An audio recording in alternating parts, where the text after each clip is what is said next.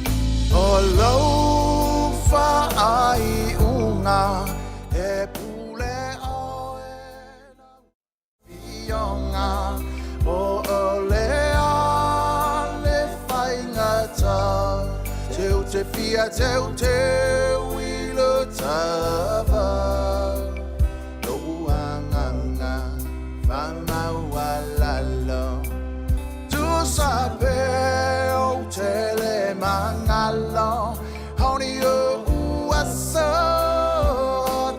toy if I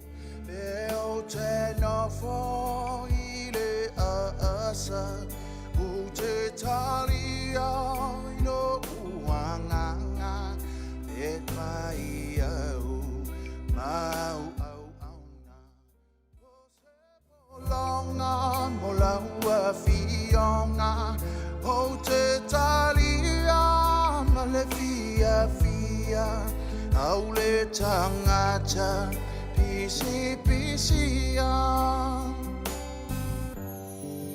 Eo te ai I le fu Peo te inu mai le sapelu Peo te nofo I le asa O te talia no uanganga Pe fai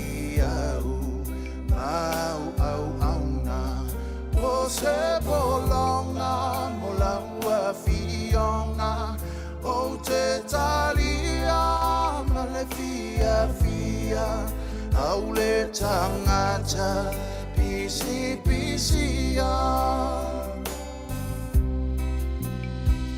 o lo fa ai una e pule o e la fionga o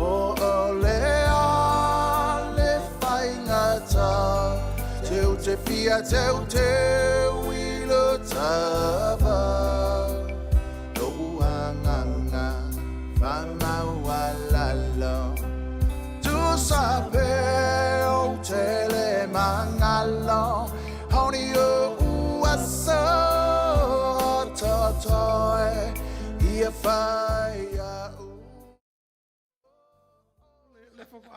kasi ni kurario kau.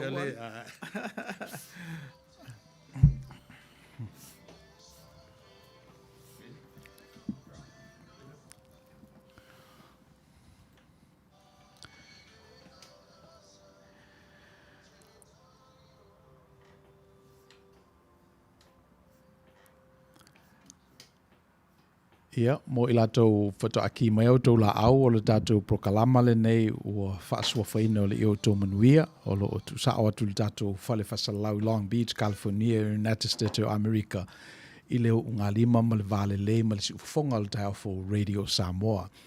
O lo o mawhatasi ma le sunga I le li whatonu, le sunga I aliki tia whaiwhi au pensione nei America. Ia, o mo ne awanoa ma te whaasoa ai. Au le whaial tātou malolonga, sa tātala noa I le atua. E te tali tonu I le atua, number one. Number two, o ani langi soifua e te tali tonu. O pola foi le atua o lo e te tonu iei, pe o le sina fesili. Ia, malea, ia. O tauwhi e malino al tali o la mea o tali tonu I le atua. O le atua ia inisia mea pe a wa o le tau po ia tau le atua ia matu ele fental no istempupu. E fia afe ma afe tususinga tangata I le atua. E me whai ona whawhaingo fia le taimi ma le frame of work le tat ngā lua I le taimi. O le me mo mau te lo le tua lo fa le tua. O lo na lo fatu no na le fia se lo foi me o lo il tu spaia o le lo fatu no le le na ola takata. O te vai fo la i pe a fua il tangata la vai malon development. O le lo fa le tua le na fa na mai. O mori mau ye lo perfecta va pe foi no vala wina o le tua o le fia o le manava lo tina.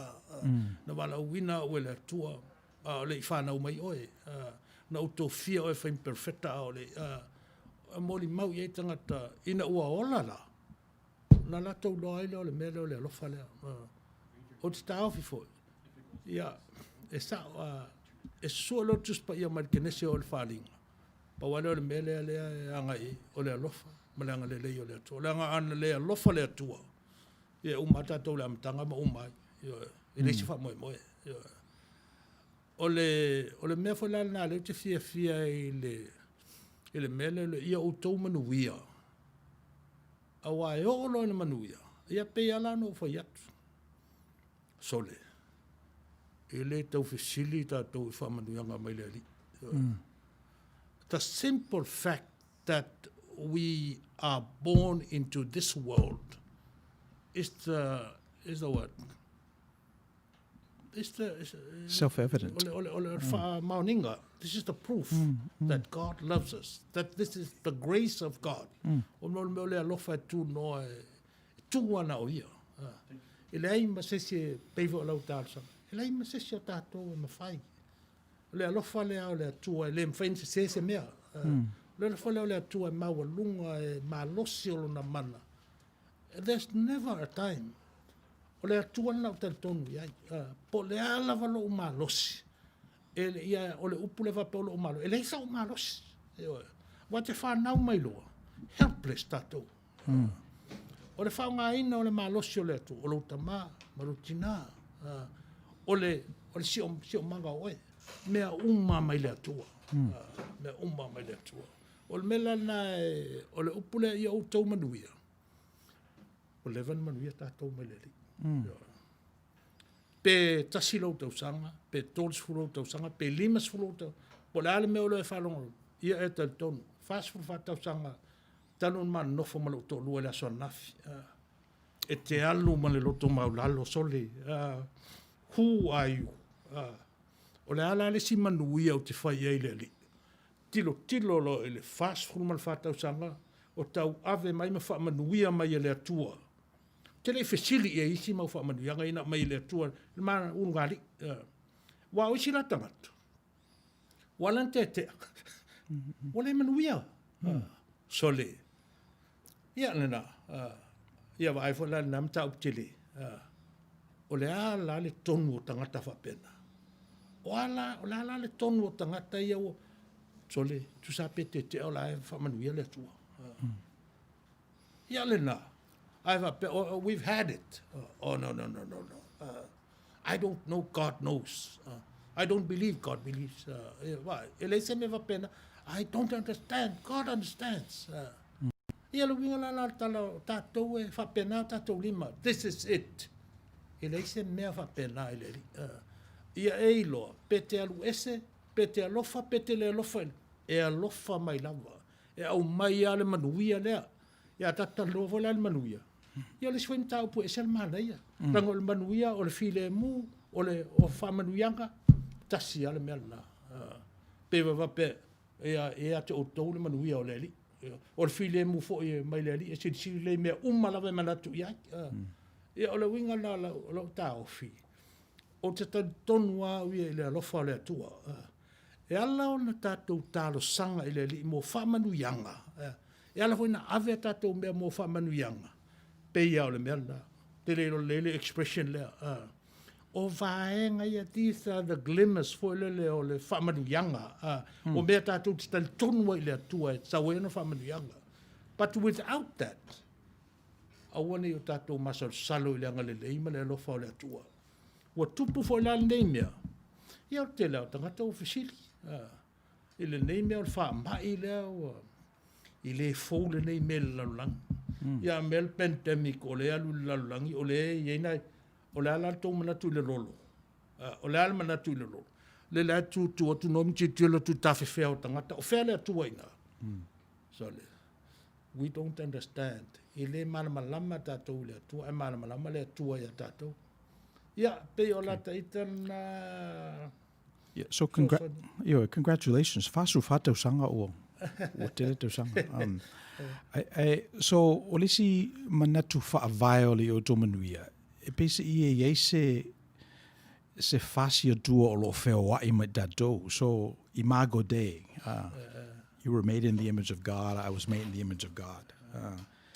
O le aso walenta tala noa i le tua pese o le aso manatu fo i le nā manatu kanona wale le ngata i pokalama le al tatou wafa tutuanga kirisiano o lo iei se fasi atua o lo eferua i maoe o lo iei fo i se fasi atua winga o le atua a iei se o la mangalo i le lolangi ona ua whaia e le tangata o lo folinga i le tua so e pese i o le e pese le sina mea tau ave a wae a whapela tulturi loa pe lava mena, o na tātou i lola i o iso tātou winga, o le ita, o le mā, o le tau i masui, o le mana o e whaao o le sala.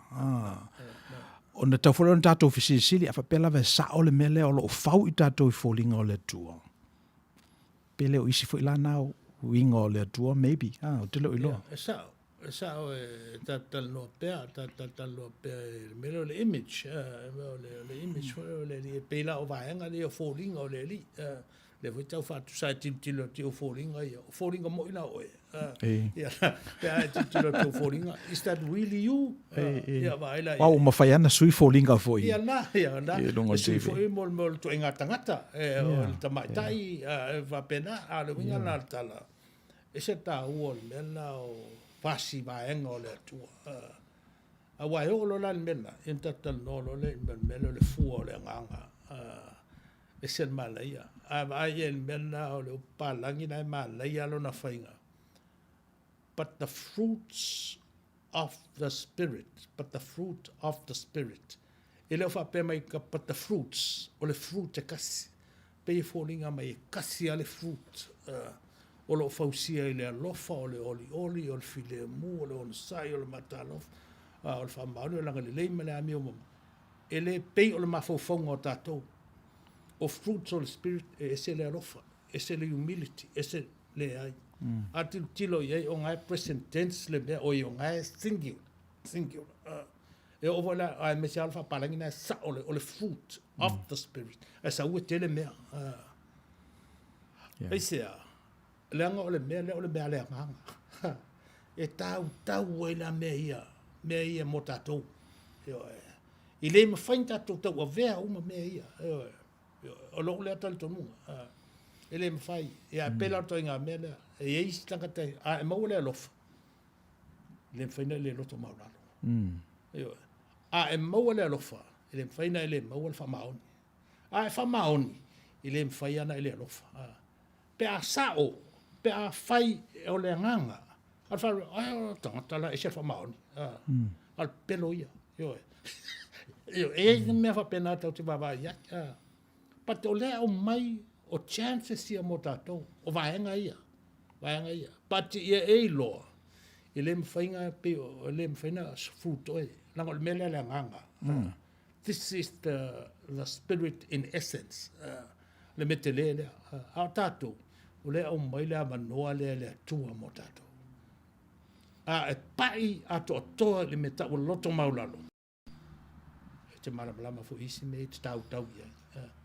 A e pai a toa le alofa. Ia vai. A langa la o Paulo. Matua Paulo e pei ese alanga ia tachi il mata upule o le alofa. Io a le winga la tala e manai e lau fisili le na mai fu ia fasi atua. Po me o vaenga fu le atua lo ia tatou.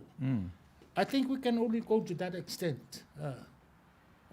Kau ke o le mea e ngata il tatou loa. Mai le li. Tatou fia le. Let us be satisfied.